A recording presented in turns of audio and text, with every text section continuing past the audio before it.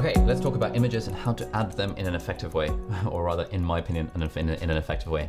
So in this bit where I'm talking about this guy Nat Eliason's blog, I'm referencing The 4-Hour Workweek, which is a book by Tim Ferriss. And usually in these videos when I'm referencing a book, I like that book to swish, fly onto the screen, so that it just, again, to add a bit of spice and to give a bit of context. So here's where I mention it. He also started off by reading The 4-Hour Workweek by Tim Ferriss, and it's a very interesting blog post where he talks about how he first... By reading The 4-Hour Workweek, and as soon as I start saying it, I want that image to appear on screen. So let's delete this marker so it doesn't confuse me.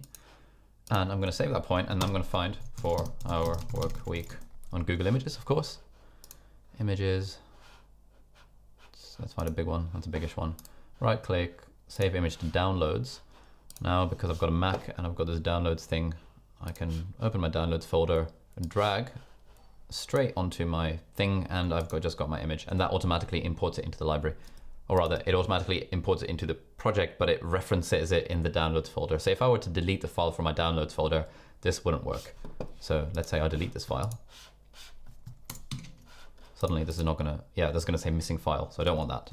I wanna make sure that I'm actually keeping files where I think they are. And if I was doing this properly, I should actually just copy this file away from my downloads folder and add it into a separate B-roll folder within my August favorites folder, and then I know it's safe. I know if I clear my downloads, I won't just lose this randomly. Anyway, obviously this looks bad. Also started off by reading The 4-Hour Workweek by Tim Ferriss, and it's a very interesting blog post where he talks about how he first got turned on to this idea of Okay, obviously that looks absolutely terrible. So let's make it look a bit nicer. Firstly, let's reduce its scale to make it about there. And now I'm going to click on this little button, which is the transform tool, and that lets me take the middle bit and then drag it wherever I want. So usually when I make books fly in, I like to have them around about there. I can resize and whatever. That looks reasonable. So here's what that looks like now. He also started off by reading The 4-Hour Workweek by Tim Ferriss, and it's a very interesting blog post where he talks about how he first got turned on to this idea of oh my God, you can make money. Okay, so that's just... He also started off by reading The 4-Hour Workweek by... That's fine, but we can make this a little bit more fancy. So, two things we can do to make it fancy. Firstly, we can add a movement transition. Now this is where Final Cut Pro is very helpful to us. If we go on Window, Show in Workspace Transitions, or we can use Control Command and 5. Control Command 5, we've got these transitions that appear here. I've got probably more than you will if you're starting out, because again, you can buy transitions and stuff off of Video Hive and off of other resources, so you can expand your library of transitions over time. Within Final Cut Pro, we've got a built-in transition under the Movements tab, and that is Slide. So in order to add a transition to a clip, you just click it and then you drag and drop it onto the clip. And now we've added the slide transition onto our clip, and this is what that looks like, just by default. Started off by reading The 4-Hour Workweek by Tim Ferriss, and it's a very interesting blog post where he talks about how he first got turned on to this idea of oh my God, you can make money, like what? But that looks a bit weird. That's sort of the effect we want. Like this bit is fine. Started off by reading The 4-Hour Workweek but this bit is definitely weird. God, you can make money. That's not what I want at all. So what we can do is we can customize this transition. So if we scroll in a bit, we click on the transition itself, and now we'll see we've got a few options. So type slide in or slide out, and direction right or left.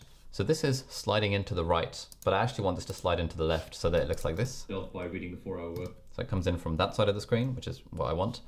And this one, this is still a slide in. So this transition thinks that I want my whole clip to slide in again. I actually don't. I want it to slide out.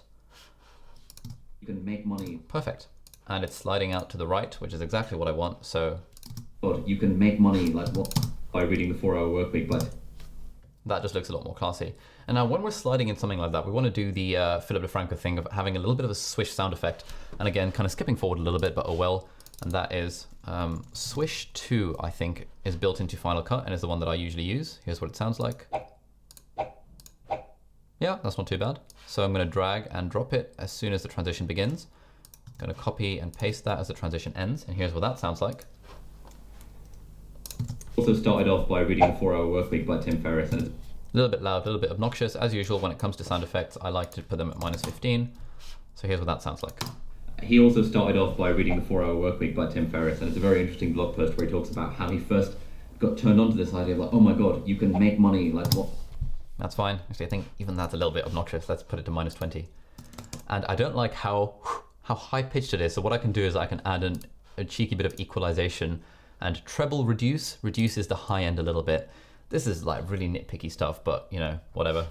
And here's what that sounds like. He also started off by reading the 4-Hour Workweek, but that's fine. That's a little bit more subtle. This is how I get stuff to slide on and off screen, and the sound effect that makes it look kind of cool. So we've done 4-Hour Workweek. He also started off by reading the 4-Hour Workweek, but by Tim. I'm mentioning Tim Ferriss, and I'm going to get a picture of Tim Ferriss and do exactly the same thing with it. So images, let's find a reasonably sized one. That one looks good.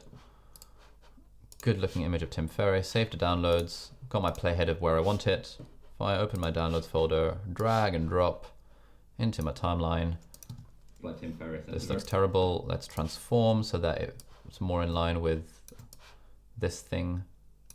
And let's just, yeah, that looks reasonable. We're just sort of generally eyeballing it.